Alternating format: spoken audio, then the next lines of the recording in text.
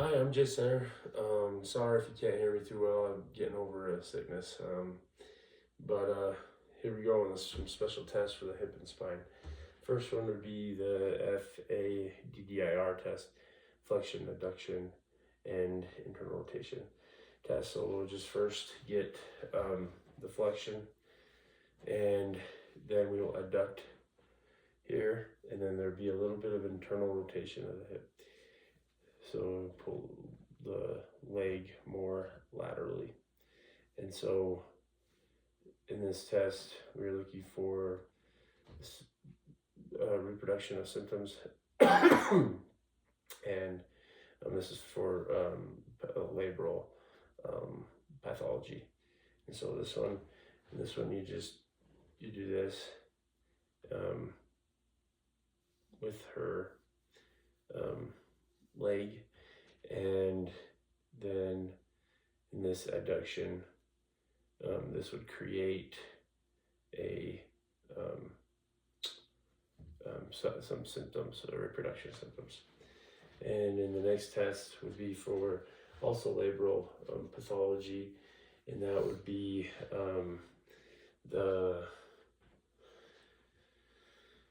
hip scoring test. And so in the hip scoring test, we would do practically the same thing, except that we create a pressure down. We raise the leg up to where the hip is up a little bit, where this femur is pressing down onto the hip, and we create the going from abducting to adducting, or vice versa. You create a tension of pressure down on that acetabulum, and that would help create some reproduction symptoms, where we find out if that if everything was good there. And the next test is the Fenenberg test, and that would be with you standing up. And in this test, we're looking for a hip drop, so it'd be more like if I get her like this, and she goes up on one leg here. So if you go up just on one leg, raise it up about 90, we're gonna see the hip raise. That's normal. And if it's having a problem with the weak meaty gluteus medius, then we'd see a drop in the hip, and or leveling. It wouldn't do the normal raise. And so the next one, leave you lay down, is you good? Mm-hmm. Is the femoral nerve one. So I'll have you go on your side. So it'd be for like the femoral nerve traction test. So we'll get her down. We'll have her get in a position where she's comfy. We'll raise this leg up, and we'll extend it back a little bit. And then this one, we start to go this way, so you can see. And then we start to have it extend. We go back a little bit, and then we'd start to flex the knee.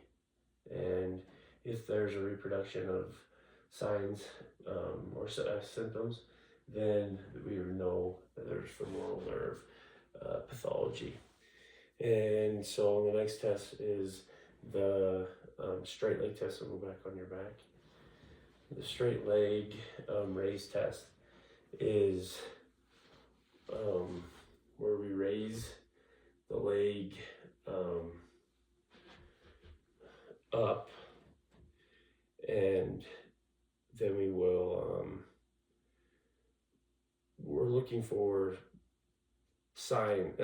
reproduction symptoms, and we are gonna raise her leg up, and if this causes pain in the affected area, or in any nerve pain, for neural pathology is what we're looking for.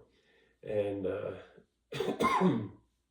if this causes any pain, we will know that something's up.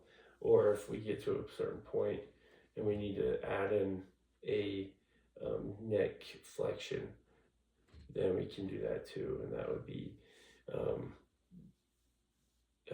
this is on her too. She would do this. I would just be here, and I just ask her to raise it, and till she feels it. And then she would also do the neck as well, and that would be a sign of any problems. The next one is the slump test. So have you sit up, and in this test, we'd ask her to slouch or slump. Would put her her lumbar and her thoracic spine in a slump, so more down, and with her head up for a minute. And then when she's in this spot, how do you put your arms behind you? And then in this part, we'd ask her then to put her chin to her chest, and that if there's any reproduction of symptoms, then we know there's a neural pathology. And so that would lead to the Craig Boden, can't even think of it, Budenberg test. And in that one, we would do, have you lay back down on your back. And in that one, we would do,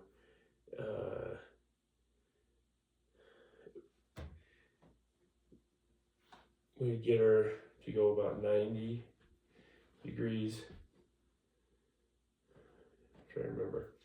It's 90 degrees and straight to 90. I think it would be if we get her to 90 degrees where she can straighten it up and down, and then we'll ask her to we'll have you raise it, and then once it gets to a point where it is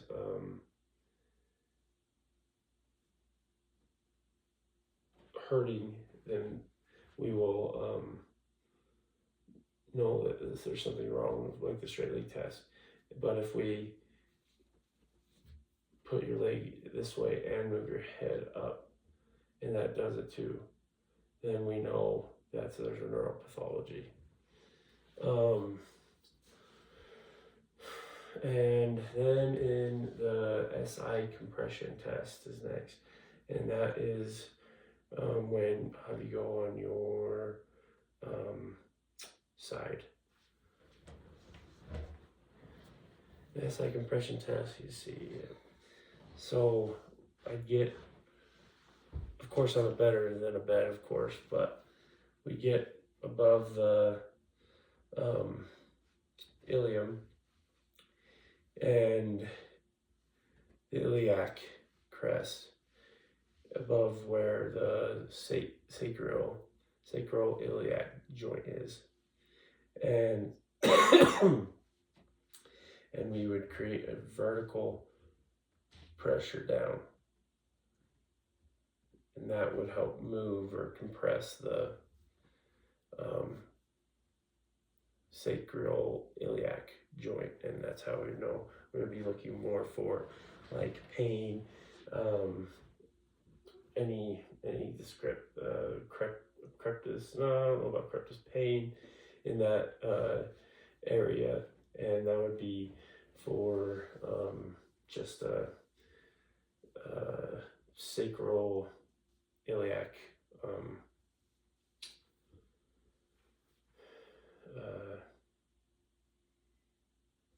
sprain, dysfunction, anything like that. The next one is the SI distraction test. So I'll have you go back to your back, and from your back, what you do, if you can see. So I saw one where he crosses his hands to create more pressure. So I'm gonna push away like this on the ilium, and we're going to be able to move the joint, the SI joint, and open it, and that will create pain, and we'll know if there is a SI sprain. And then there's the SI dysfunction test or screen, and that one I couldn't find the video on Canvas, but I did see one where I found where they find the posterior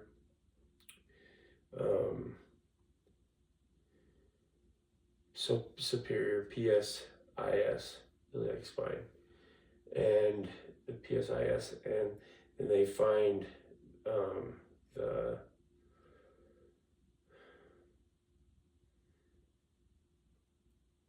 the fifth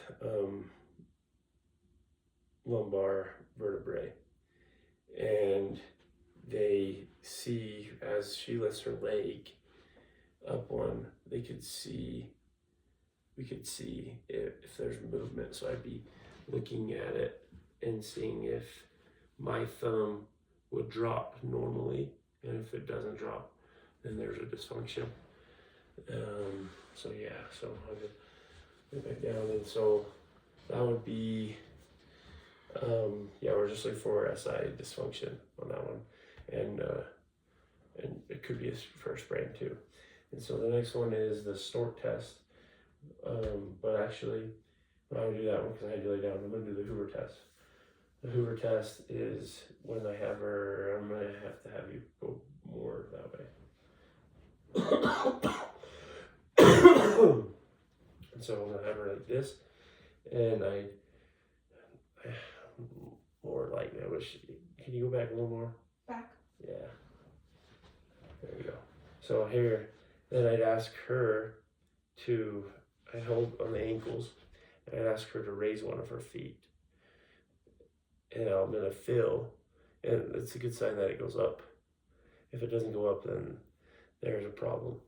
And I'm also feeling on the opposite hand when she raises, pressure going down. And so this is for malingering, and to know that that's for that thing. If I don't feel a pressure on that opposite hand, or if it doesn't go up, then I know there's malingering. And so then I'll have you get up again. The snort test. The snort test is where we have you put this leg up against this. Like this, yep. And then I'm gonna hold you back here, and then you kind of like extend your back while also doing that. So I'm gonna try to hold you. Can you like extend like this? Like go really far back? Yeah, try. Oh no, you want to kind of stay straight up. Oh. Like, yeah, there you go. There you go. Yeah, Sorry. and so you're good. So that would create a reproduction of symptoms as well on that one, and that's for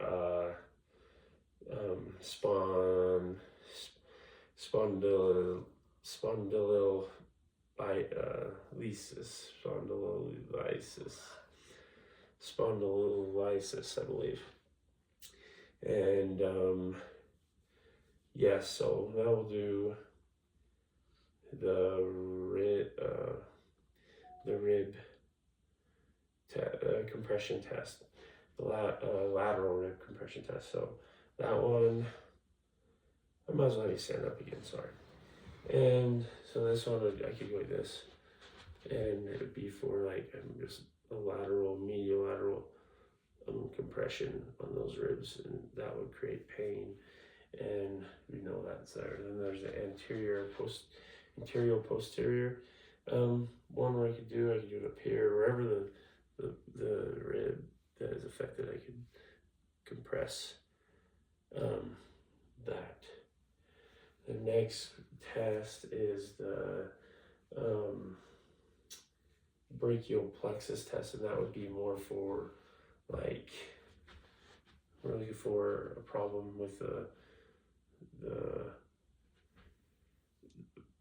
brachial plexus traction pathology, and so that would be more. I find this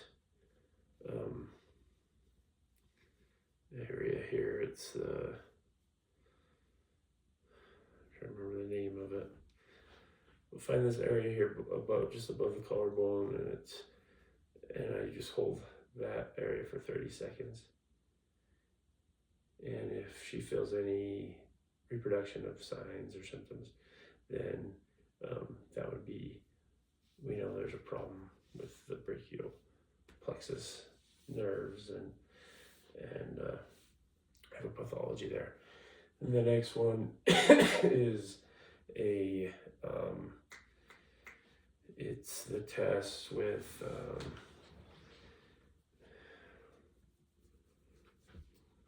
it's for the end not Andes Andon's test, and it's for the brachial plexus as well, and it would be for like if I have her, I'll have her like hold her arm out, and I'd hold. I wish you can sit down. I want you to sit down because that would be the best. If I could go right here, and yeah, there you go. And if I go, I'd be find her pulse here.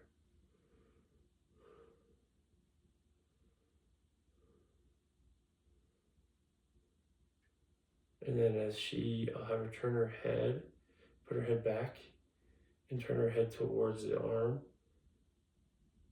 Kind of kink it a little bit, there you go.